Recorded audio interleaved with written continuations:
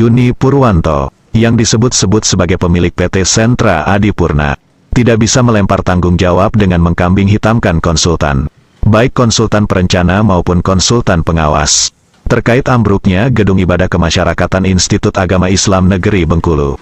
Sekitar 3 pekan lalu, sebagai pemenang lelang, PT Sentra Adipurna sudah terikat kontrak sebagai kontraktor pelaksana. Apapun yang terjadi dengan pembangunan gedung tersebut, secara hukum harus bertanggung jawab sampai dengan FHO, atau serah terima akhir pekerjaan dan berakhirnya masa pemeliharaan, kata Ketua Markas Daerah Laskar Merah Putih Provinsi Bengkulu, Khairuddin MDK, yang juga pernah menjabat sebagai Sekretaris Gapeknas dan Manajer LPJK Daerah Provinsi Bengkulu versi LPJK Nasional Produk Munas. Saat diminta tanggapan tentang ambruknya bangunan Gedung Ibadah Kemasyarakatan IAIN Bengkulu. Seperti diketahui, Juni Purwanto, yang konon kabarnya adalah pemilik PT Sentra Adipurna, ketika dikonfirmasi oleh pemimpin redaksi Metro Update, Alfa Tommy, melalui sambungan telepon selular, dengan seenaknya mengatakan bahwa ambruknya bangunan gedung tersebut bukan tanggung jawab dia, tetapi tanggung jawab konsultan. Juni Purwanto tidak merinci konsultan yang dimaksud. Apakah konsultan perencana atau konsultan pengawas? Itu bukan jawaban seorang kontraktor profesional, tetapi kontraktor abal-abal, sebab dapat dipastikan, di dalam kontrak yang ditandatangani antara IAIN selaku pengguna anggaran atau kuasa pengguna anggaran, dengan PT Sentra Adipurna selaku kontraktor pelaksana, hanya mengikat hak dan tanggung jawab kedua belah pihak. Sama sekali tidak ada hak dan tanggung jawab pihak lain. Dengan demikian, jika dalam teknis pelaksanaannya ada peran pihak lain yang terlibat atau dilibatkan, termasuk konsultan misalnya, tetapi secara hukum yang bertanggung jawab tetap PT Sentra Adipurna, tegas Khairuddin MDK.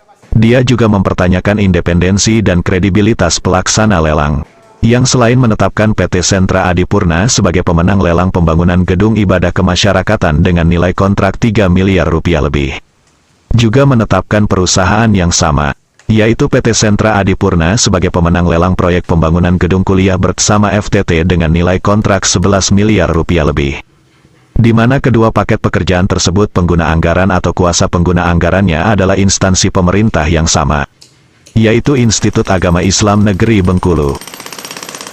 Fakta itu menurut hemat saya cukup aneh, karena tahun anggaran kedua paket proyek tersebut sama yaitu tahun 2021. Maka proses lelangnya juga dapat diyakini dilaksanakan dalam kurun waktu yang sama. Ada benang merah apa sebenarnya antara pemilik PT Sentra Adipurna dengan pelaksana lelang? Apakah saat proses lelang memang hanya diikuti oleh satu peserta lelang, yaitu PT Sentra Adipurna milik Juni Purwanto? Atau seperti apa? Ujarnya, dengan nada tanya. Khairuddin MDK juga mengaku prihatin, di mana PT Sentra Adipurna selaku kontraktor pelaksana 2 paket proyek tahun anggaran 2021 milik IAIN Bengkulu, diketahui sama sekali tidak melengkapi para pekerjanya dengan alat pelindung diri atau APD. Sebagaimana ketentuan Permenaker Trans tentang K3 atau Kesehatan dan Keselamatan Kerja, ada kesan perusahaan sama sekali tidak peduli terhadap keselamatan para pekerja. Padahal kita semua tahu, proyek konstruksi adalah jenis pekerjaan yang beresiko tinggi dan rawan kecelakaan. Kondisi lingkungan yang panas dan hujan, berada di ketinggian, berhadapan dengan benda-benda keras dan banyaknya orang bekerja berlalu lalang, sangat berpotensi terjadinya kecelakaan kerja. Untuk itu, menurut saya, Dinas Tenaga Kerja dan Transmigrasi Kota Bengkulu perlu segera mengambil tindakan tegas. Sebelum kecelakaan kerja yang bisa saja terjadi setiap saat akan memakan korban. Ambruknya bangunan gedung yang dikerjakan PT Sentra Adipurna, meski hanya memakan korban patah kaki, tentunya patut dijadikan sebagai perhatian, papar Khairuddin MDK. Terpisah. Pemimpin redaksi Alfa Tommy akan segera memerintahkan wartawan Metro Update TV untuk melakukan konfirmasi kepada pihak Dinas Tenaga Kerja dan Transmigrasi Kota Bengkulu terkait sembrononya PT Sentra Adipurna yang sama sekali tidak melengkapi pekerjanya dengan alat pelindung diri. Dari Bengkulu, Metro Update TV tim Investigas melaporkan.